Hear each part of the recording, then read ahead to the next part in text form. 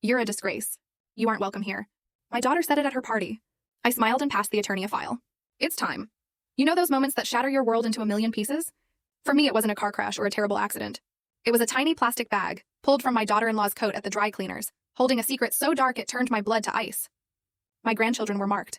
Marked for what, you ask? Well, that's what I needed to find out before it was too late. It was just another sweltering afternoon, the kind where the heat clings to your skin long after the sun starts to dip. I was walking home from the market, my basket heavy with groceries, sweat soaking through my blouse. The old street was quiet, the peeling paint on the buildings telling stories of years gone by. Then I saw it.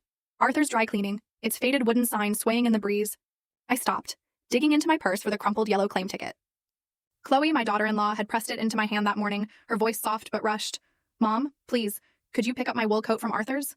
I have meetings all day. I nodded, not thinking much of it. Just one more errand like so many I always did for my children. Inside, the air was thick with the scent of fabric softener and steam. Arthur, an old man with glasses perched on his nose, was behind the counter, flipping through a ledger with his bony hands. I handed him the ticket.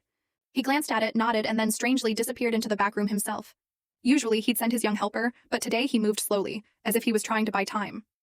I waited patiently, stroking the handle of my basket, my mind on what I'd cook for my grandchildren that night.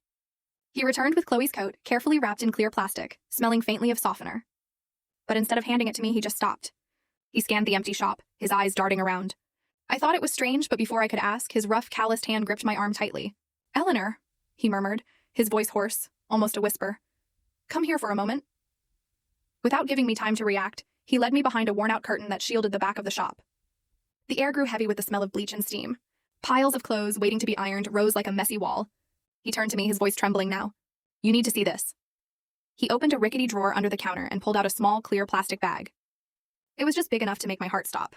Inside there was a bank transfer receipt, stamped in red with a figure so astronomically large I had to look at it several times to be sure I wasn't mistaken. Millions. Who keeps something like that in a coat pocket? And next to the paper, a photograph. The innocent faces of Sophia and Leo, my grandchildren, with crooked, angry red circles drawn over them.